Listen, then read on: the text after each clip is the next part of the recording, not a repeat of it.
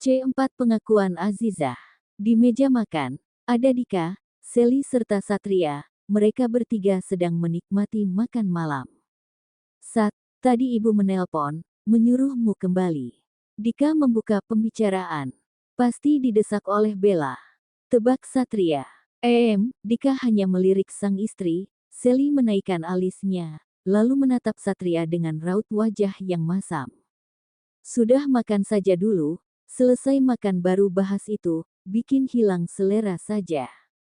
Timpal Sally, yang membela Satria, agar suasananya kembali nyaman. Tahu tuh, Paman, paling senang bikin mood orang rusak. Cibir Satria. Dika hanya menghela nafas saja, lalu melanjutkan makan malamnya. Begitu selesai makan, Satria segera pergi menuju ruang tamu, untuk menonton televisi. Sally membereskan meja makan dengan dibantu oleh Dika. 1 jam berlalu, Satria masih betah di depan televisi menonton berbagai macam berita yang disiarkan di televisi. Sally dan Dika ikut menyusul sang ponakan yang di ruang tamu. Keduanya duduk di sofa di sebelah Satria. Kasian ya mas, masih remaja sudah menjadi korban pemerkosaan. Bagaimana ke depannya? Pasti ia sangat trauma. Ujar Sally yang melihat berita itu. Satria terdiam, ia menatap serius ke arah layar yang ada di depannya. Kenapa sih? Akhir-akhir ini sering sekali terjadi kasus yang serupa. Apa mereka tidak ingat keluarga mereka sendiri ya? Apa mereka tidak memikirkan nasib orang lain? Sambung Dika lagi. Sat, kamu jangan begitu ya, kasihan lo wanita yang menjadi korban. Timpal Sally. Satria segera berdiri. Aku mau istirahat dulu, ujar Satria, pergi meninggalkan ruang tamu. Sally dan Dika menoleh secara bersamaan ke arah Satria. Apa yang terjadi? Sally melirik sang suami. Dika menggelengkan kepalanya. Mereka berdua melanjutkan menonton berita. Sementara di kamar Satria duduk di tepi ranjang, ia mengusap kasar wajahnya, lalu mengingat kembali kejadian yang pernah ia alami ini. Apa Tuhan menghukumku atas kejadian itu, sehingga tidak membiarkan aku hidup tenang walaupun hanya sebentar. Ini sudah 2 tahun lebih aku hidup dalam keadaan begini.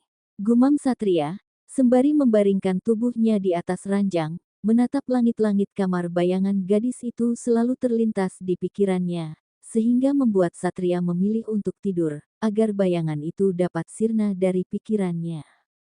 Di tempat lain, di sebuah rumah yang sederhana, di sebuah kamar yang begitu nyaman, seorang wanita berbaring di atas ranjang, menuju ke alam mimpi. Ia tertidur begitu lelap, raut wajahnya begitu sendu meskipun ia sedang tertidur.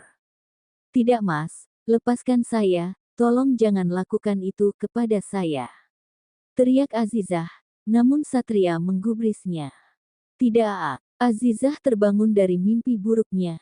Astagfirullah, Azizah mengucap sembari mengusap wajahnya. Dia memang beberapa tahun yang lalu mengutuk pria itu dalam hati. Mengutuk keburukan selalu terjadi kepada pria itu.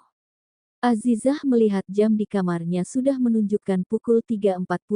Ia segera turun dari ranjang, dan menuju kamar mandi untuk membersihkan tubuhnya sebelum sholat subuh. Jam 7.20 pagi. Azizah sedang membersihkan halaman rumahnya. Pernikahan Azizah tinggal beberapa hari lagi. Semua perlengkapan untuk acara pernikahan sudah disiapkan, meskipun belum sempurna. Hari ini hati Azizah begitu gelisah. Ia tidak dapat pungkiri apa yang dirasakan hatinya. Ia begitu gelisah, bahkan untuk melakukan pekerjaan rumah saja dapat mengganggunya. Apa yang terjadi? Tanya Sunarsih, saat melihat Azizah yang duduk di teras rumah dengan melamun. Bu, hari ini bisakah aku bertemu dengan Ning Aisyah? Tapi, bukankah Ning tidak ada di Indonesia? Ning sudah kembali, katanya Ning akan datang di acara pernikahan Azizah, jadi Ning sudah kembali 2 hari lebih cepat. Kenapa Azizah datang untuk menemui Ning? Apa ada sesuatu yang mengganggu hati Azizah? Sunarsih duduk di samping Azizah, menatap gadisnya itu, Selama ini ia tidak pernah tahu masa lalu apa yang dialami sang anak. Sunarsih hanya tahu kalau Aisyah terlibat dalam pernikahan ini, karena Aisyah dan Zain yang meyakinkan Azizah untuk menerima Ustaz Zaki. Tidak ada. Azizah hanya ingin bertemu dengan Ning. Mungkin Ning orang yang tepat untuk Azizah minta pendapat. Jawab Azizah melihat sang ibu yang begitu khawatir dengan dirinya. Sunarsih takut jika Azizah membatalkan pernikahan itu, karena jika itu terjadi semua orang akan menghina atau memaki keluarga lebih dari dulu. Nak, kalau ada apa-apa cerita sama ibu, ibu juga tidak ingin sesuatu terjadi padamu, ibu menginginkan masa depan yang cerah untukmu. Azizah segera memeluk ibunya itu, dan menenangkan Sunarsih. Azizah tahu, jika ibunya memiliki riwayat penyakit jantung, Azizah tidak ingin terjadi apa-apa kepadanya. Azizah sudah menyimpan rahasia itu selama 2 tahun lamanya. Bu, Azizah mau siap-siap dulu.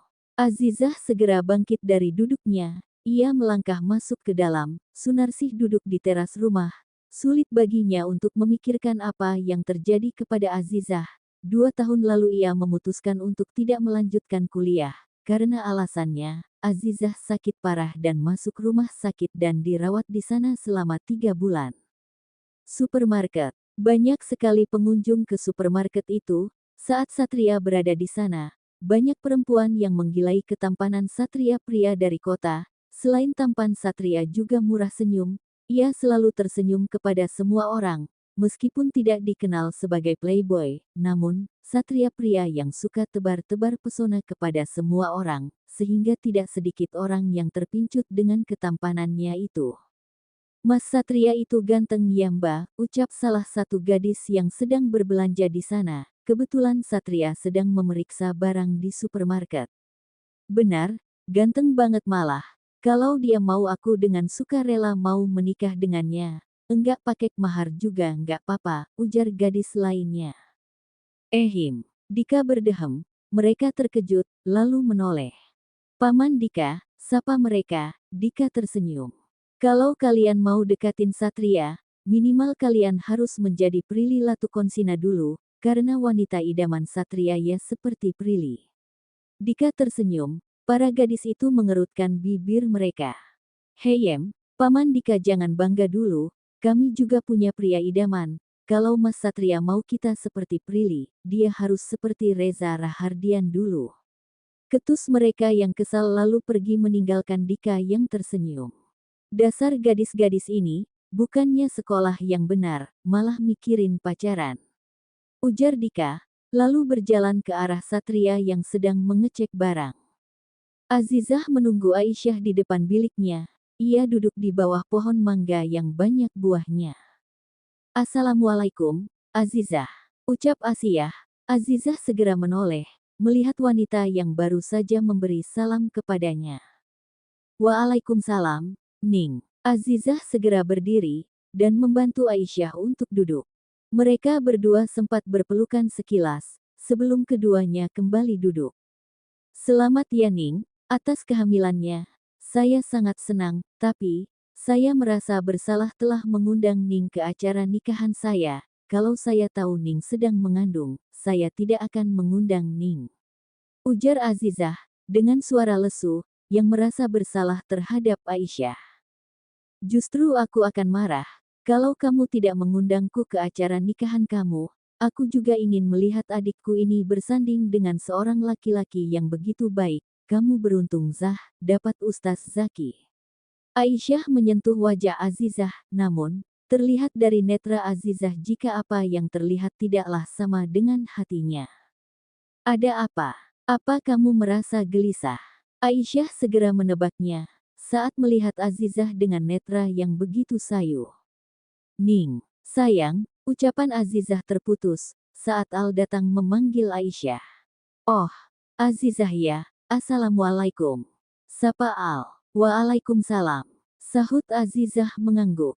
Sayang, gunakan ini, kata dokter kamu akan lelah jika duduk terlalu lama, ini akan membantumu lebih nyaman. Ujar Al, memberikan bantal untuk Aisyah. Al juga membantu sang istri untuk duduk di atas bantal.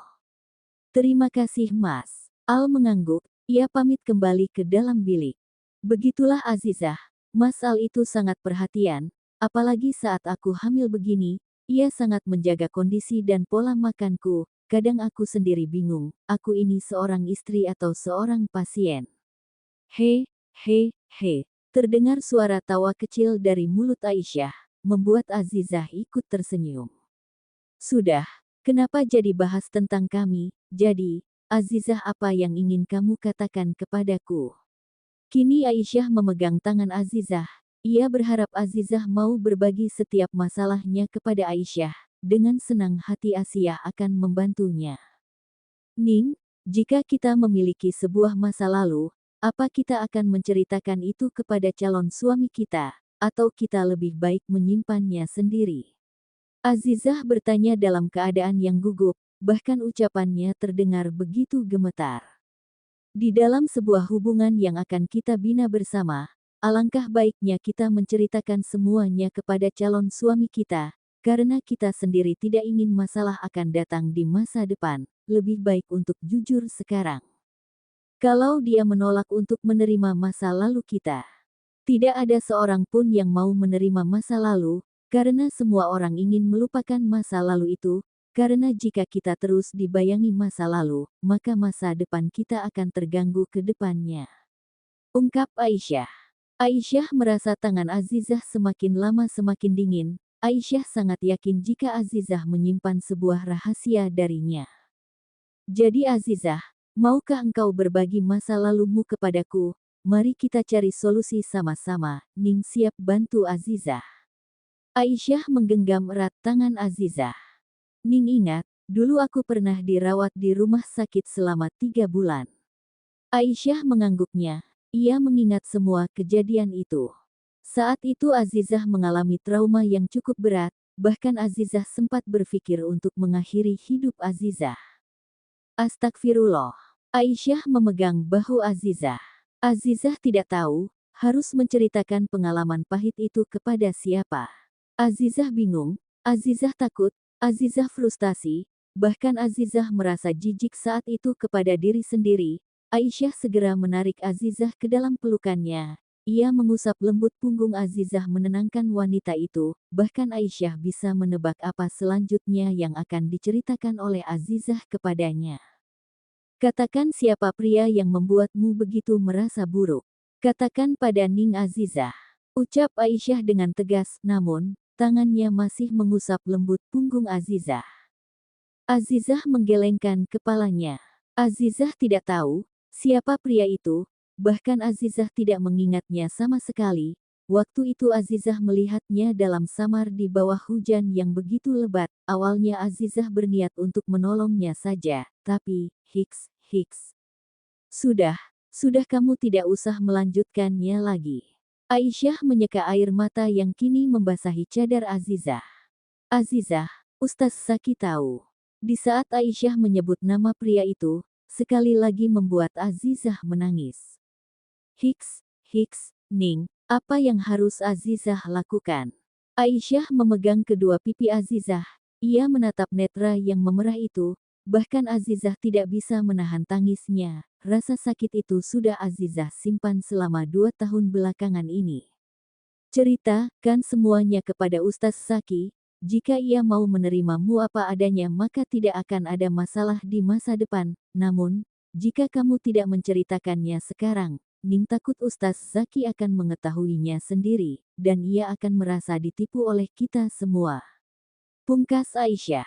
Azizah ragu Ning. Azizah tidak ingin pernikahan ini berlanjut, namun, Azizah tidak ingin membuat penyakit ibu kambuh. Ibu memiliki riwayat penyakit jantung, Azizah juga menyembunyikan ini semua dari ibu. Azizah, dengar, kamu hanya perlu menceritakan ini kepada calon suamimu. Ibu tidak perlu tahu, demi kebaikan ibu, tapi Ustaz Zaki berhak tahu sayang, kamu harus menceritakan itu semua kepadanya. Azizah akan menceritakan itu semua besok kepada Ustaz Zaki. Azizah siap menerima apapun resikonya. Bagus, kamu harus kuat sayang. Ning akan selalu membantumu. Jangan sungkan-sungkan datang untuk meminta pendapat Ning. Azizah mengangguknya. Ia segera memeluk kembali Aisyah. Azizah, bolehkah Ning bertanya? Azizah mengangguk. Apakah Azizah sangat membenci pria yang berbuat jahat kepada Azizah? Azizah mengangguk. Azizah sangat membencinya. Bahkan 2 tahun yang lalu, setiap malamnya Azizah mengutuk pria itu. Azizah tidak ikhlas, dia merenggut kesucian Azizah secara paksa. Azizah tidak rela Ning. Azizah tidak ridho. Aisyah mengangguk dan menepuk pelan bahu Azizah, menenangkan wanita itu. Azizah bahkan pernah berdoa kepada Allah, jika Allah mau menghukum pria itu, Azizah ingin dia mengalami kecelakaan yang lebih sakit dari yang Azizah rasakan. Azizah ingin dia merasakan rasa sakit yang Azizah rasakan. Bahkan Azizah mengutuknya, ia akan berlutut di depan kaki Azizah suatu saat nanti. Azizah ingin ia memohon dan meminta maaf di bawah kaki Azizah. Itu kutukan yang selalu Azizah ucapkan 2 tahun yang lalu. Azizah melihat ke arah Aisyah. Aisyah tahu, Azizah bukanlah orang jahat yang berkata buruk kepada orang lain, namun, rasa sakit yang Azizah tanggung seumur hidup tidak sebanding dengan kutukan yang diucapkan oleh Azizah kepada pria itu. Sayang, mulai sekarang, kamu harus melupakan kejadian itu, kamu harus bisa mengikhlaskan apapun yang telah terjadi, insya Allah, Allah akan menggantikan rasa sakit dengan rasa nikmat berlipat ganda kepadamu sayang. Amin. Azizah juga berharap seperti itu Ning. Aisyah tersenyum, terlihat dari netranya yang sedang menatap Azizah. Assalamualaikum, keduanya terkejut saat mendengar seseorang memberi salam, dan sama-sama menoleh ke arah sumber suara tersebut.